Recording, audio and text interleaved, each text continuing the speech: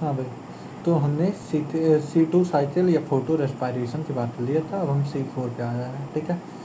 यार 3 वीडियो में कट रहा है, बस 3 वीडियो मतलब लास्ट है, ठीक है। 3 पार्ट में हो जाए, सॉरी यार, वीडियो कट जा रही है, ठीक है।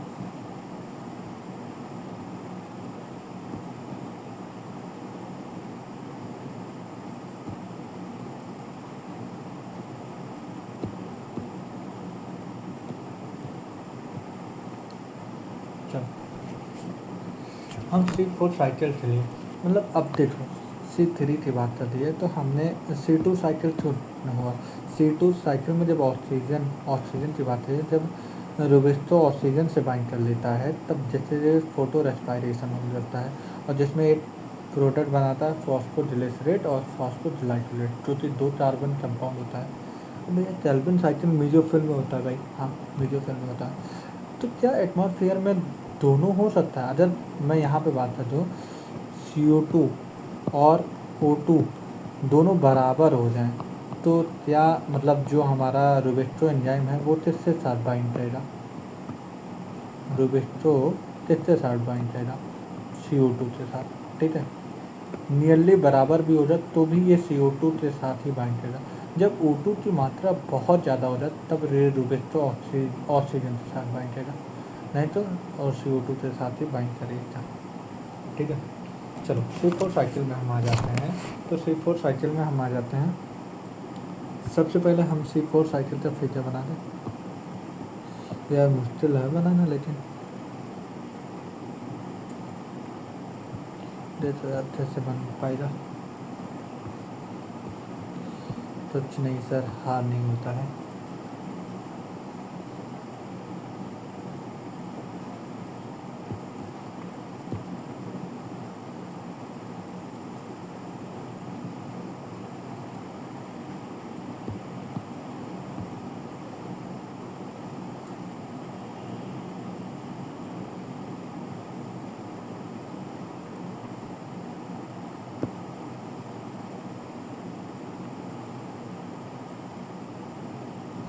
वाह सर, क्या बात है, बहुत बड़ा आपने बना दिया।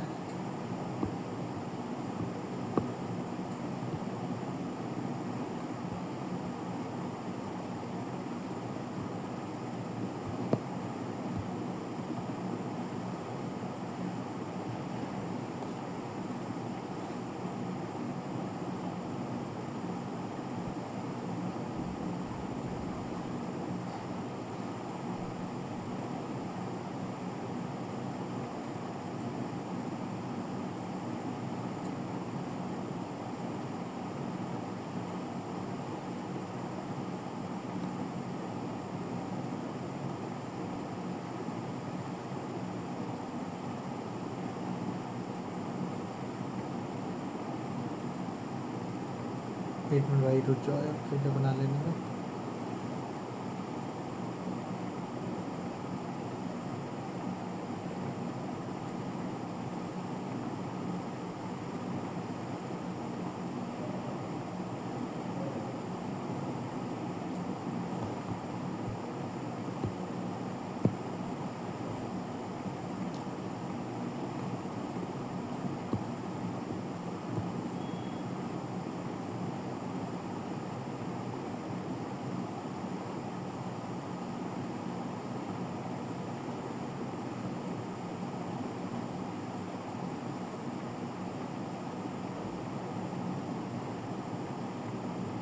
चलो देखो, इसे हम बोलते हैं, ऊपर वाले सेल को हम बोलते हैं मेसोफिल सेल, मेसोफिल सेल, ठीक है। इसे हम बोलते हैं बंडल शीट सेल।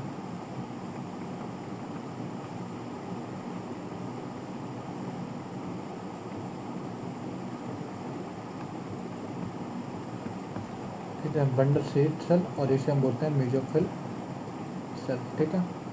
अब होता क्या है, हमें फोटो रेस्पायरेशन को रोकना है, ठीक है, ठीक है। हाँ भैया, अब बेसिकली क्या होता है, समझो समझो बात को, ठीक है। सबसे पहले, ठीक है, बाइकार्बोनेट से सबसे पहले बाइकार्बोनेट से एक प्राइमरी एक्सेप्टर पेप, कौन, पेप, फॉस्फोइनॉल पाइरुवेट, पेप, ठीक है, प्राइमरी एक्सेप्टर होता है, ये बाइंड करता है, ठीक है। और फाइनली क्या बना लेता है, 1 सेकेंड,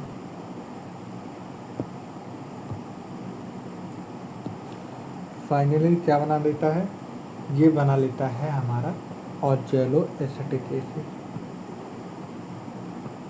ऑक्जेलो एसिटिक एसिड ओआ।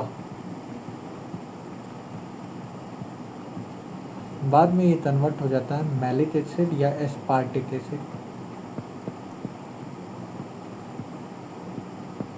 मैलिक एसिड या एस्पार्टिक एसिड,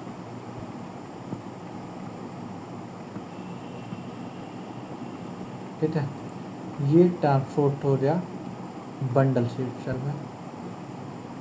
देखो मैलिक एसिड जो होता है वो हमारा मतलब कुल मिला के मैलिक एसिड जो होता है एटमॉस्फेयर से CO2 तो ले लेता है, एटमॉस्फेयर में क्या है, CO2। जब बाइकार्बोनेट एटमॉस्फेरिक CO2 प्लस पेप से बाइंड करते हैं ऑक्जेलो एसिटिक एसिड जो कि ये 4 कार्बन कंपाउंड होता है, 4 कार्बन कंपाउंड, ठीक है। और ये मैलिक एसिड भी 4 कार्बन कंपाउंड होता है। जब ये आता है तो यहाँ से इस CO2 निकल जाती है और ये चली जाती है केल्विन साइकिल के अंदर,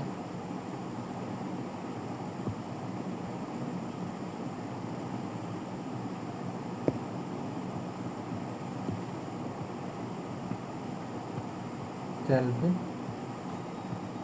साइकिल के अंदर, ठीक है, केल्विन साइकिल के अंदर इंटर कर जाती है, ठीक है। अब ये 3 कार्बन कंपाउंड बन जाता है, ठीक है, 3 कार्बन कंपाउंड हो जाता है और इस प्रोसेस को बोलते हैं डी कार्बोक्सिलेशन। क्या बोलते हैं भैया, डी कार्बोक्सिलेशन, एक कार्बन को निकल लेते। अब ये 3 कार्बन कंपाउंड बचेगा, भाई एक कार्बन निकल जाए तो 4 कार्बन में 3 ही कार्बन कंपाउंड बना, तो C3 एसिड बन गया, 3 कार्बन कंपाउंड। और बाद में ये रीजेनेट कर जाता है और फिर ये बदल जाता है हमारे पेप में,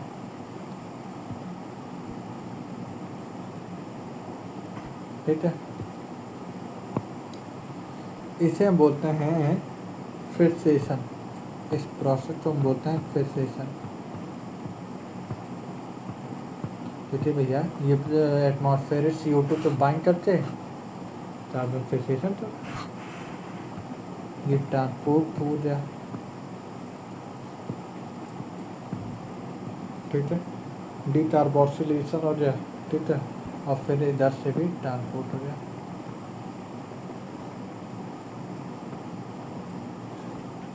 अब देखो ये सारी प्रॉपर्टी हो गई यहाँ। अब ये सब करवाने का मतलब क्यों रहा, क्यों C4 साइकिल की हमें ज़रूरत पड़ी, क्यों C3 साइकिल में। C3 देखो ये होता है मीजोफिल सेल, मीजोफिल सेल में ऑक्सीजन भी होते हैं और CO2 भी, दोनों भी होते हैं। तो ऑक्सीजन और CO2 होने की वजह से जो रुबिस्टो होता है, रुबिस्टो होता है वो चांसेस रहता है कि ये ऑक्सीजन से भी बाइंड कर दे, और जब भी ऑक्सीजन से बाइंड कर दिया तो फोटो रेस्पायरेशन साइकिल चल जाएगा। और जब ये वेस्टफुल साइकिल है हमें मालूम है, तो हम क्यों चलाएं। हमने क्या किया भैया, सबसे पहले मीजोफिल सेल में हमने सबसे पहले जो रुबिस्टो है उसका हमने चेंज किया कि भैया तू रुबिस्टो यहाँ पे नहीं रहेगा, तू बंडल शीट सेल में रहेगा, रुबिस्टो केल्विन साइकिल में रहेगा ना, बंडल शीट सेल में रहेगा। तो भैया अब यहाँ पे पेप मतलब फॉस्फोइनॉल पाइरुवेट ये प्राइमरी एक्सेप्टर होता है C4 साइकिल में, लिख दे रहा हूँ।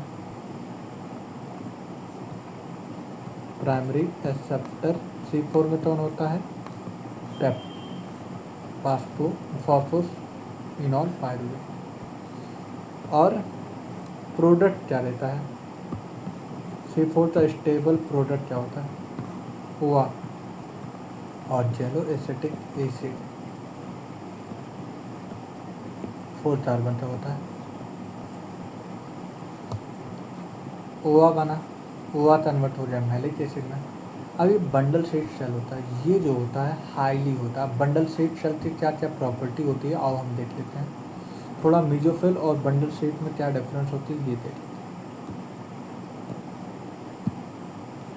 ये तो हम आ जाते हैं पहले जो एक चीज़ बात कर लेता हूँ यहाँ पे यार। हाँ, जब ये रीजेनरेट करता है ना तो तुम्हें ये चीज़ मालूम होना चाहिए, यहाँ पे 2 ATP की ज़रूरत होती है। ये मैंने नहीं लिखा,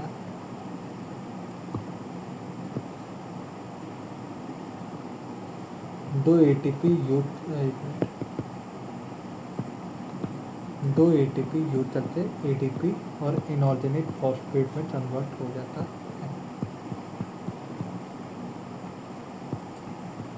ठीक है, अब उसके बाद पहले हम इतना सारा वो बना लेता हूँ सी। ठीक है, C4 साइकिल में CO2 फ्रस्ट्रेशन करवाया जाए। हाँ, कितने NADH2 फॉर्म हुआ, एक में 1 CO2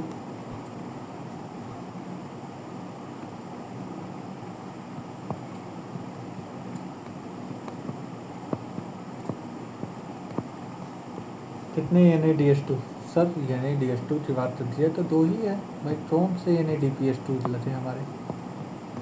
लेकिन भाई ATP की बात कर दी जाए, ATP कितने यूज हुए, अगर हम पीछे से 3 साइकिल पढ़ के आ रहे हैं तो वहाँ पे कितने ATP यूज हुए थे, सर वहाँ पे 3 ATP यूज हुए और यहाँ पे 2 ATP एक्स्ट्रा यूज हुए हैं रीजनरेशन में, तो टोटल 5 ATP यूज हुए हैं।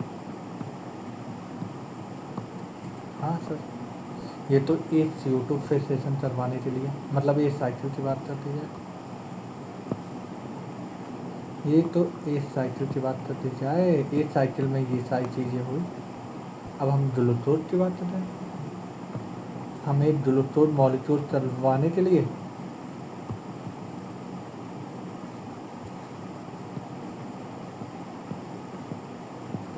ग्लूकोज फ्रस्ट्रेशन करवाने के लिए हमें से साइकिल चलानी पड़ेगी।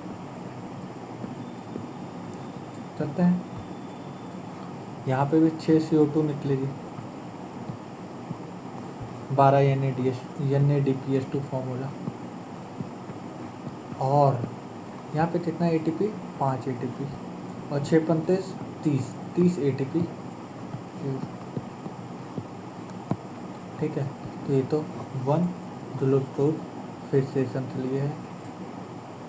तो कितनी C3 और C4 में बात करती जाए तो कितना ATP एक्स्ट्रा यूज हुआ, 12 ATP, क्योंकि 18 ATP C3 में यूज हुआ था, एक्स्ट्रा यूज हुआ C4 में।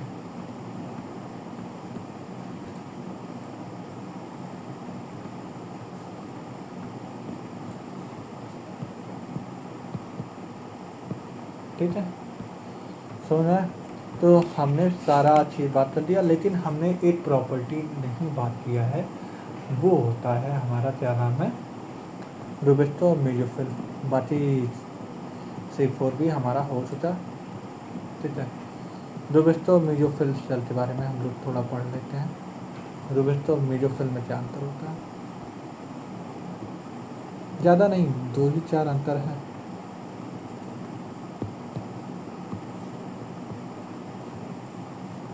बंडल सीड सेल और मेसोफिल सेल।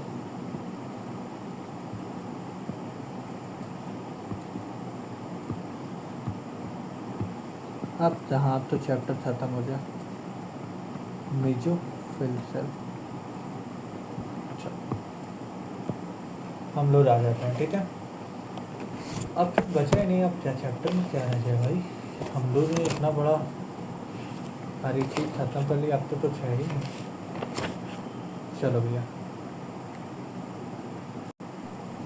सबसे पहले मीजो बंडल सीड सेल में बात करिए तो ये मल्टी लेयर्ड होता है।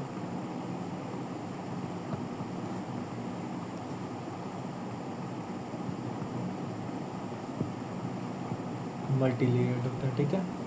दूसरी पॉइंट बंडल सीड की बात कर रहे हैं, ठीक है। ये बंडल सीड सेल कहाँ पे पाए जाते हैं? Around vacuolar bundle. Vacuolar bundle के चारों तरफ जो होते हैं हमारे ये बंडल सीड सेल मिले।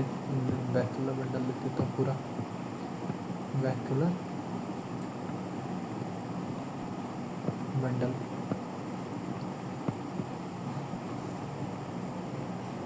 थर्ड ये लार्ज होते हैं, थिक होते हैं, कंपैक्टली पैक्ड होते हैं,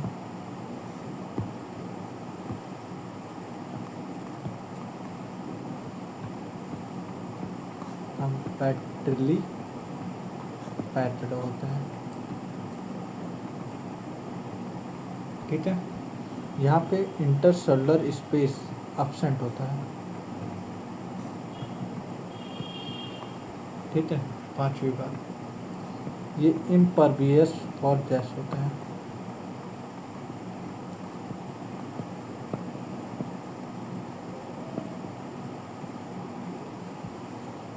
ठीक है। छठवीं बात ये एजेरेनल होता है,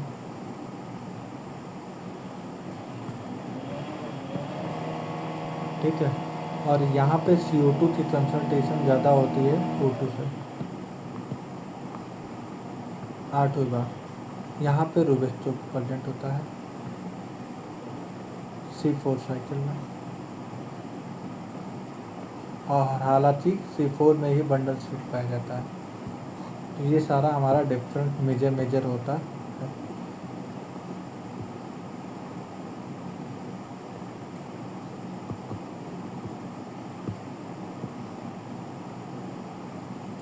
ठीक है। और मीजोफिल के बारे में पढ़ लेते हैं।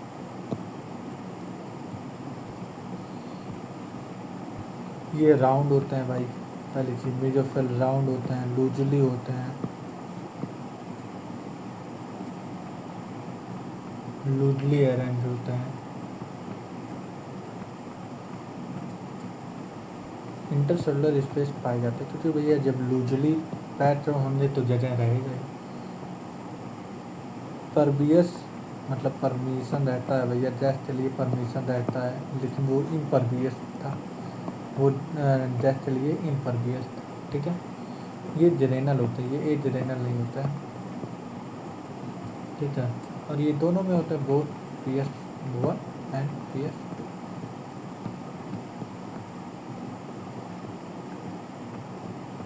ठीक है। यहाँ पे रूबेस्टो एब्सेंट होता है। C4 की बात कर रहा हूँ, ये सही बात। यहाँ पे पेप्टेज एंजाइम प्रेजेंट होता है, primary CO2 acceptor, phosphoenol pyruvate PEP पाया जाता है, ठीक है। चलो, तो ये मीजोफिल सेल के बारे में हो गया हमारा। बस हमारा चैप्टर हो गया। फैक्टर एफेक्टिंग बचा है, सारी चीज़ें हमने कवर कर दी हैं।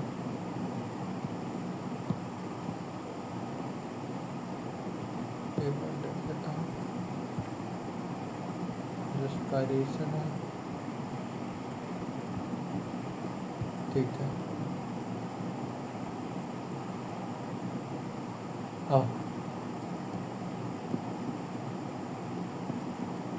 हमें यहाँ से पढ़ना है,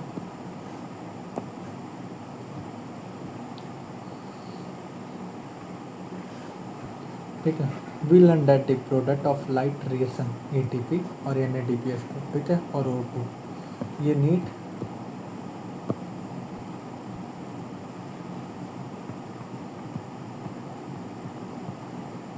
दो 2023 के क्वेश्चन थे।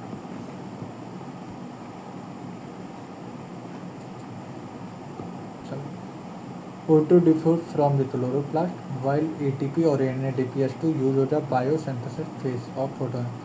This process does not directly depend on the presence of light but dependent on the product of light. ठीक है, इतना हो जाए। ठीक है, immediately are the light become unaware. ठीक है, ये सही बात है। अब हम लोग डार्क रिएक्शन में मूव करते हैं। ठीक है, डार्क रिएक्शन में ही ATP NADPH2 का यूज करते हैं हम लोग फूड बना लेंगे, ग्लूकोज बना लेंगे। ठीक है, ऑर्गेनिक मटेरियल। अब बोला CO2 combine with water to produce इतना और शुगर, मतलब वो जो ग्लूकोज वही मतलब फोटोसिंथेसिस का पूरा वो बता रहे हैं। ठीक है, अब यहाँ पर इन्होंने बोला first product form by the CO2 is taken in a reaction of फिर इतना World War II। ठीक है, इसमें तो बात याद रखो। अब यहाँ से सोचो, 8 साइंटिस्ट केल्विन जी ने रेडियो आइसोटोपिक पे काम किया C14। इन्होंने एल्कल फोटोसिंथेसिस लिया। इन्होंने फर्स्ट CO2 फिक्सेशन प्रोडक्ट बताया 3 कार्बन ऑर्गेनिक कंपाउंड होता है। फर्स्ट CO2 फिक्सेशन प्रोडक्ट कितने कार्बन कंपाउंड का था? 3। मेल्विन केल्विन साहब ने क्या बताया कि जो फर्स्ट प्रोडक्ट है वो 3 PGA का होगा। ठीक है, तो इस हिसाब से हमें सोचने वाली बात है कि जो कार्बन एटम जो वो कितने कार्बन का होगा। तो साइंटिस्ट पहले के साइंटिस्ट जो थे वो बता रहे थे all plant PGA at the first CO2 fixation और any other B form of the other plant इतना where the first stable product of the CO2 fixation of an organic compound, one which is 4 carbon जिसे हम बोलते हैं OA और जेलोसिटिक acid. ठीक है, C4 में होता है। ठीक है, और इन्होंने बोला CO2 assimilated during photosynthesis was said with 2 main type, C3 pathway और C4 पाथवे। इन्होंने ये सारी बात बता दिया, बस वही। ठीक है, अब प्राइमरी एक्सेप्टर ऑफ CO2 कितने कार्बन का है ये बात था। The study very unexpectably so that the acceptor of ribulose 5 carbon C2 sugar होता है RUBP। ठीक है,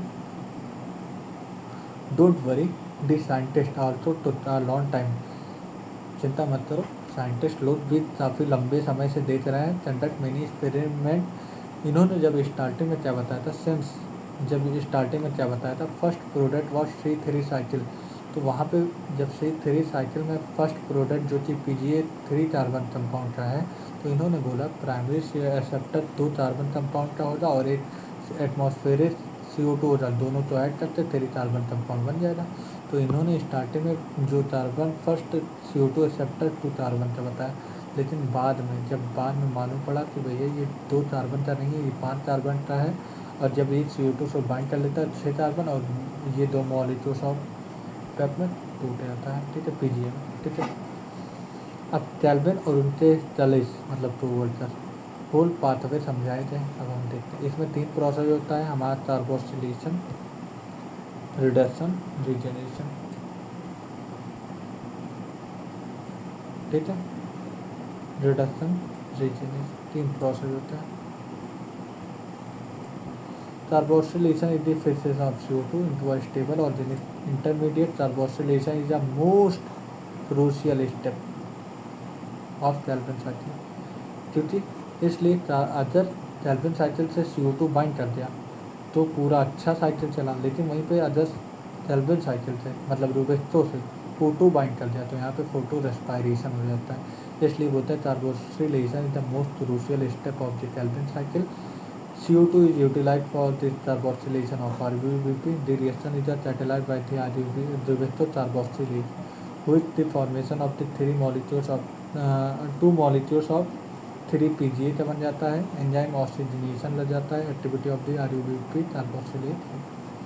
ठीक है, ये तो ये कार्बोक्सिलेशन। ठीक है, ये रिडक्शन, यहाँ पे 2 ATP 2 NADH2 लग जाता है। ठीक है, और यहाँ पे 1 ATP हो जाता है। ठीक है, ये सारी बात। रिडक्शन में क्या है, this series of the reaction that lead the formation of glucose, 2 molecules of ATP 2 molecules of NADPH2।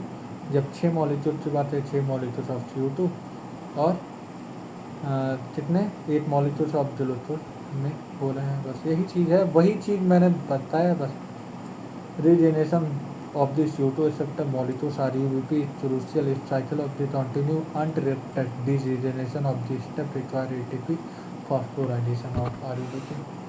तो ये सारी चीज़ मैंने बताया. Hence every CO2 molecules Kelvin 3 molecules of ATP, 2 molecules of NADPH2, 8 molecules of CO2. वही बात है, मैंने बता चुका हूँ सारी चीज़. अब C4 में आ रहे हैं. Plant R D adapt of the dry tropical region, जिसे हम बोलते हैं C4 पाथवे. ठीक है. फर्स्ट CO2 फिक्सेशन कौन करता है, वो और जेलो एसिटिक एसिड. C3 साइकिल में कौन था, PGA था. ठीक है. मेन फोटोसिंथेसिस पाथवे था. ठीक है. C4 प्लांट आर स्पेशल, क्योंकि इसमें लीव एनाटॉमी बहुत स्पेशल होता है, जिसे हम बोलते हैं ट्रेंज एनाटॉमी. ये हाइयर टेम्परेचर से टॉलरेट कर सकते हैं, हाई लाइट इंटेंसिटी को झेल सकते हैं. इनके पास फोटो रेस्पायरेशन का प्रोसेस नहीं होता, वहीं पे C3 में होता है. ठीक है. अब बंडल सीट सेल की क्या क्या प्रॉपर्टीज होती है. ये लार्ज होते हैं, वैक्यूलर बंडल के चारों तरफ पाए जाते हैं. ठीक है. और इसमें C4 में रेंज एनाटॉमी देखने को मिलता है. रेंज एनाटॉमी मतलब अरेंजमेंट ऑफ सेल. ठीक है. बंडल सेल जो होते हैं फॉर सेवरल लेयर जो होते हैं around the vacuolar, they are the large number of chloroplast होते हैं, थिक होते हैं, इम्परवियस टू गैस होता है. ठीक है. नो इंटरसेलुलर स्पेस होता है, जिससे कि कोई CO2 ना अंदर आ पाए, इसलिए कोई आने का वही नहीं है. गैस तो आने के लिए कोई अलाउ नहीं है. ठीक है. C4 प्लांट का एग्जाम्पल मैच और सोल्जासम हो जाएगा. ठीक है. Range anatomy. It would be interesting for you to collect of the leaf of the diverse species of plant around that vertical section of the plant of the bundle sheet. वो ना वही चीज़ anatomy में जो पढ़े हो वही चीज़ है. पत्ती को काटो, बढ़िया. C4 साइकिल तो हैच एंड स्लैग पाथवे बोला जाता है. ठीक है. यहाँ पे primary CO2 acceptor 3 carbon molecules पे फॉस्फोइनॉल पायरुवेट होता है. ठीक है. जो कि मीजोफिल सेल में होता है. ठीक है. मीजोफिल सेल में पेप कहाँ पे पाया जाता है, मीजोफिल सेल. और किस तरीके से ऐड करता है, पेप कार्बोक्सिलेज या पेप्टेज. ठीक है. एंजाइम यहाँ पे मीजोफिल में रुबिक्सो नहीं पाया जाता है. ठीक है. ओवा मीजोफिल में फॉर्म होता है, फिर ये 4 कार्बन कंपाउंड मैलिक एसिड या एस्पार्टिक एसिड में चेंज हो जाता है. फिर ये ट्रांसपोर्ट हो जाता है बंडल शीट सेल में.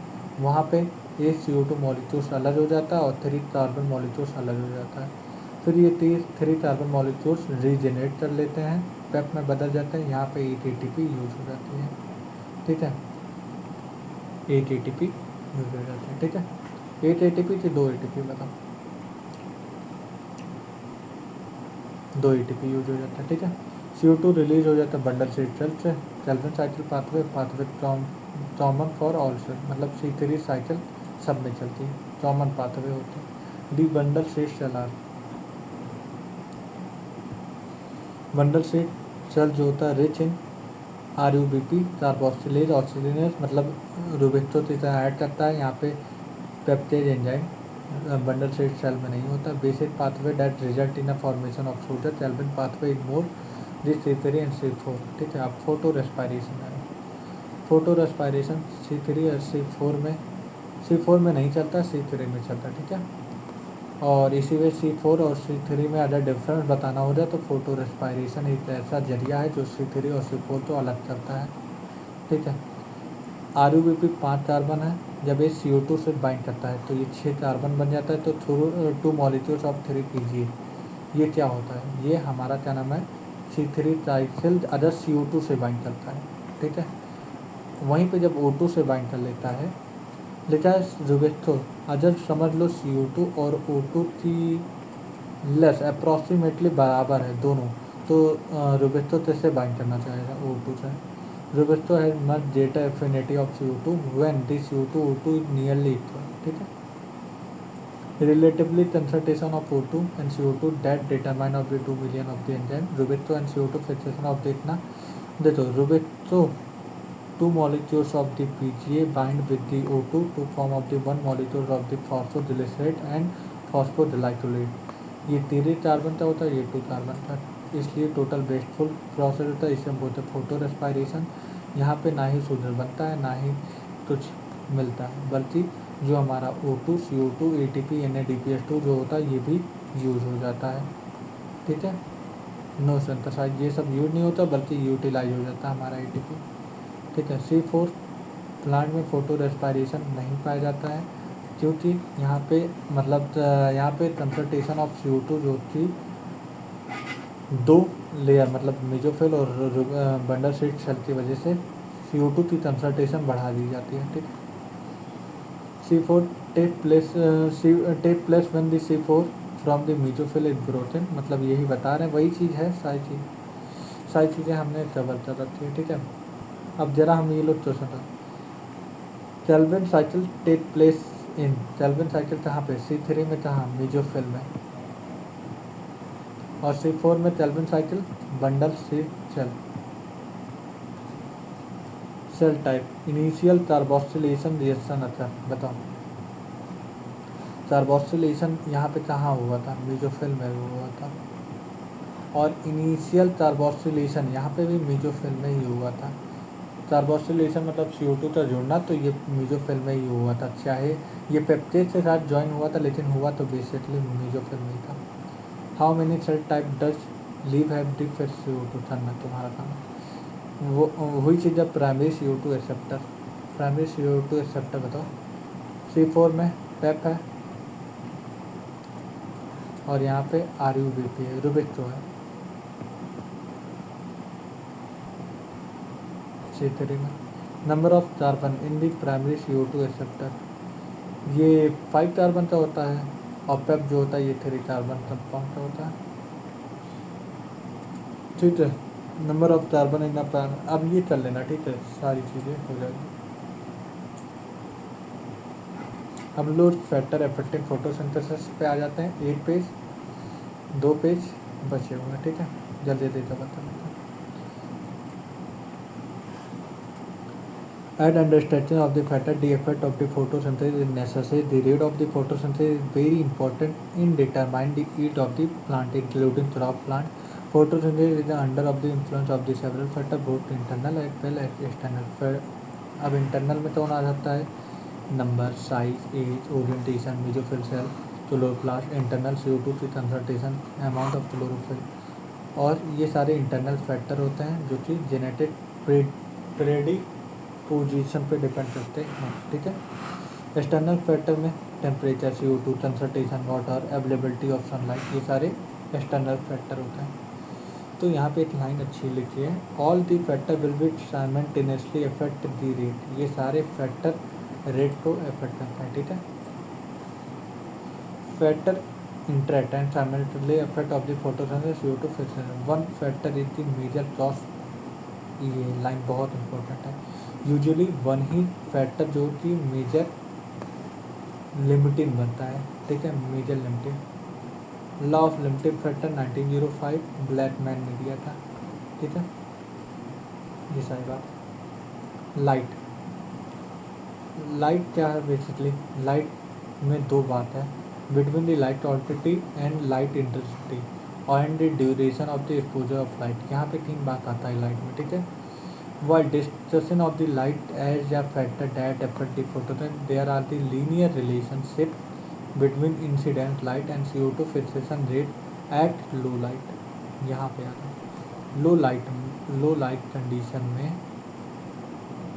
लीनियर ग्राफ देखने को मिलता है, और वहीं पे हाइयर लाइट इंटेंसिटी में red does not show further, मतलब सेचुरेट हो जाता है।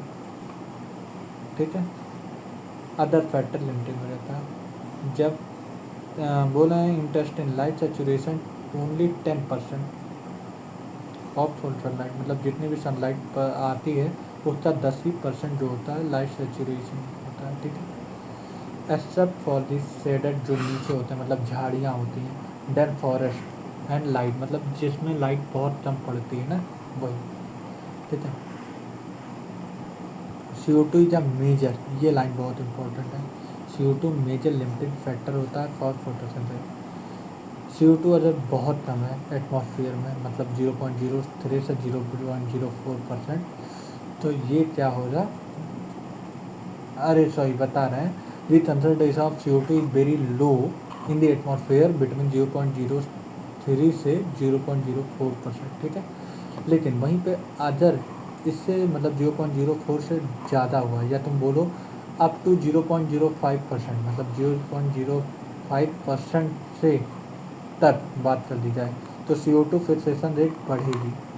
इन्होंने बोला ये तो एटमॉस्फेयर में जो CO2 की कंसनट्रेशन होती है वो 0.0 से 0.04 तक होती है, लेकिन इन्होंने एक माना है केस कि 0.05 तक अगर कंसनट्रेशन बढ़ रही है CO2 से तो कोई बुरी बात नहीं है, यहाँ पे CO2 फिक्सेशन रेट बढ़ेगा। लेकिन वहीं पे 0.05 से बियॉन्ड मतलब ज़्यादा हो जाए तो ये डैमेज चल जाएगा over a longer period. C3 and C4 plant respond differently of the CO2 concentration at low light in condition में। दोनों load neither group of respond of high CO2 condition, बोला है लो लाइट कंडीशन, और ना ही high light condition, high CO2 condition. इन्होंने क्या बोला, लो लाइट कंडीशन और neither group respond to high CO2 condition, ठीक है। एट हाई लाइट इंटेंसिटी में C3 और C4 plant show increase the rate of photosynthesis. C3 के लिए कितना है 450 माइक्रोलीटर और C4 के लिए 360, ठीक है, ये याद रखना,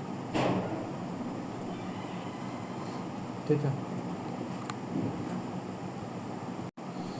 डाइजेशन की बात कर दी है। डाइजेशन जो कि एंजाइमेटिक होता है, टेम्परेचर कंट्रोल होता है क्योंकि भाई एंजाइम टेम्परेचर कंट्रोल होता है, ठीक है। Light reaction are also temperature sensitive affect by the much lesser. इतना पढ़ लेना भाई तुम, इतना तुम्हारे भरोसे सो जाओ, ठीक है। तो हमारा फोटोसिंथेसिस होता है चैप्टर खत्म। Thank you.